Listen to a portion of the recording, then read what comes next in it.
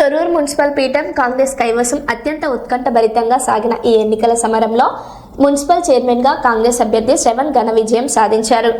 వ్యూహ ప్రతి వ్యూహాల మధ్య మ్యాజిక్ ఫిగర్ అందుకున్న కాంగ్రెస్ శ్రేణులు ఈ సందర్భంగా పట్టణమంతా బాణసంచా కాల్చి సంబరాలు జరుపుకుంటున్నారు.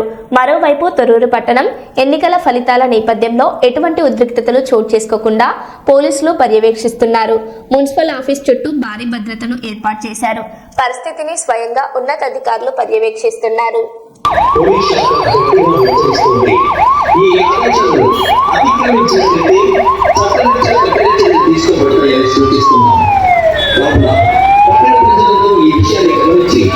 పోలీస్ శాఖ సహకరించవలసిందిగా విజ్ఞప్తి చేస్తున్నాం.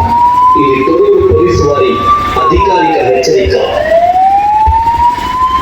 తొర్రూరు పట్టణ ప్రజలకు పోలీస్ శాఖ వారి విజ్ఞప్తి.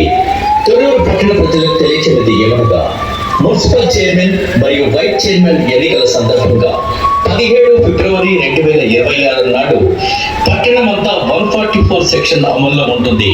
అందువల్ల ప్రజలు ఎవరు కూడా ఇద్దరు లేదా ముగ్గురి కంటే ఎక్కువగా ఎక్కడైనా గుమి కూడా రాదని, రోడ్లపై కానీ బహిరంగ ప్రదేశాల్లో కానీ సమావేశాలు నిర్వహించకూడదని పోలీస్ శాఖ గట్టిగా హెచ్చరిస్తోంది. ఈ ఆదేశాలను అతిక్రమించినట్లయితే చట్టరీత్యా కఠిన చర్యలు తీసుకోబడతాయని సూచిస్తున్నాం. కావున పట్టణ ప్రజలందరూ ఈ విషయాన్ని గమనించి పోలీస్ శాఖ సహకరించవలసిందిగా విజ్ఞప్తి చేస్తున్నాం. ఇది తొర్రూరు పోలీసు వారి అధికారిక హెచ్చరిక. తొర్రూరు పట్టణ ప్రజలకు పోలీస్ శాఖ వారి విజ్ఞప్తి. తొర్రూరు పట్టణ ప్రజలకు తెలియచేది ఏమనగా, మున్సిపల్ చైర్మన్ మరియు వైస్ చైర్మన్ ఎన్నికల సందర్భంగా 17 ఫిబ్రవరి 2026 నాడు పట్టణమంతా 144 సెక్షన్ అమల్లో ఉంటుంది.